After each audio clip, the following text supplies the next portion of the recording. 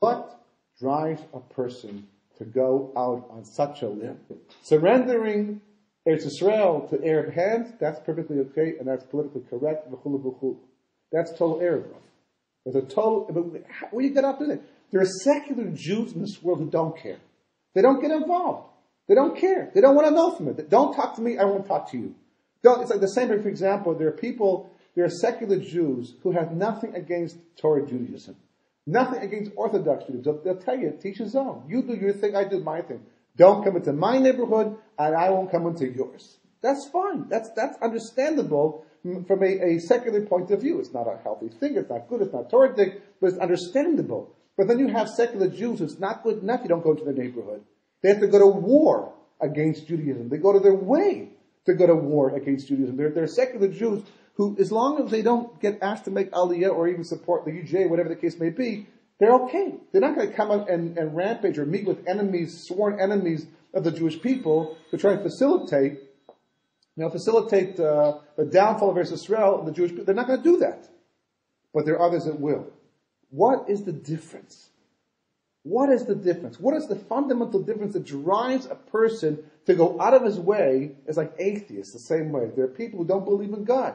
And they don't want to believe in God. And you cannot convince them to believe in God. And they're going to work the same way every day. They get up in the morning, godless. They go to work, godless. They come home, godless. And that's the end of it. But then there are people who take big billboards on sort of public buses and say, there's no such thing as God. Don't believe in God. And they try to promote atheism by writing a book about atheism. Where does that come from? I mean, how do you know for sure? You don't know for sure God doesn't exist. Maybe he's playing a joke on you. Maybe he's around the corner. He's hiding from you. How do you know for sure? Why go to war against God? If he's leaving you alone, leave him alone. You can certainly be happy living your life being secular. No one's asking. They're not asking for contributions. Why pick up the sword and challenge the master of the universe just in case? He's there. So that's one of the main determining factors of the Erev Rav. There are tons of secular Jews, the vast majority. 10 million Jews today who are secular. But of the 10 million Jews, very few have a she'ifah, have a specific desire to go out of their way and undermine the efforts of the Jewish people to bring about the redemption.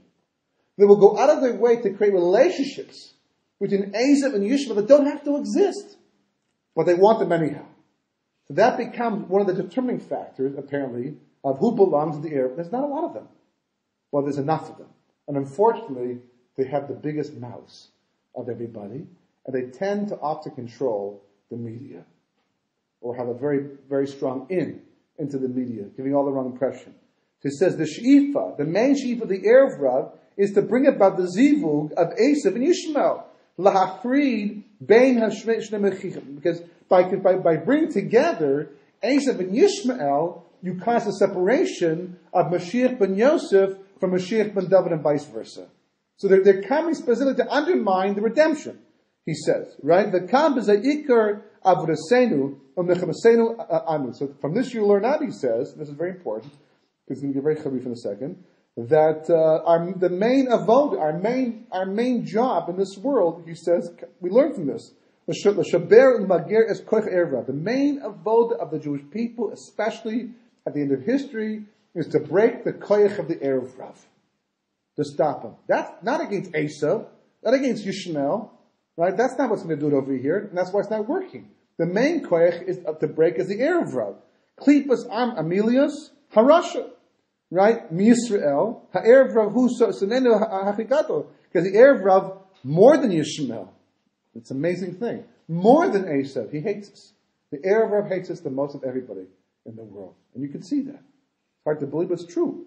Hu machri be'shnei mashichim. And he's the one who divides between the two mashichim. Klipas the Erev Rav po'elis rak b'derech shel achizus enayim. Oh, and this is the worst part of all. He said, how do they work? How do they work? He says they do it by magic. Achizus enayim. You know what achizus enayim is? It's like grab the eyes. That's what magic today for. It's illusion. It's the hand is faster than the eye, meaning that they do it in a way that does not look like they're doing what they're doing. Right. That's the main thing of the Erev Rav. They make it look like they're doing it for the sake of peace, for the sake of war. They make it look for the sake of furthering the cause of Jewish people, This is going to somehow make it better for the Jewish people. They're all going, how is that going to make it better for the Jewish people? Like giving away Gaza. A Bekifin, right? By circumventing things. Therefore, in the Milchama, be'erev Rav hiya Milchama achi kasher. Umari, he says that's the main and most difficult and most bitter battle of all for the Jewish people during the end of history. It's valeinu liskaber, and therefore it's upon us to strengthen ourselves. B'chol sherit kochenu b'milchama zu, whatever energy we have left over to be able to fight this battle.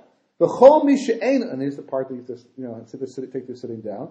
B'chol mi she'ein osik b'poyel b'milchama haneged erev Rav. Anybody who's not actively involved in the war against the Erev Rav, nasem and mele shutaf leklipa Erev Rav. You become their partner. If you're not fighting against the Erev Rav, you are part of the Erev Rav. There's not much option in between there, to fall into, right? He says vehi. He says vehi mishyem, and anybody who falls in that category. It's obviously not as harif as the people who actively do it, but anybody who falls in this category he's talking about, but if you're not fighting against them, you're part of them. He says, Mutav lo shalom nivra. Better he wasn't created. There you go.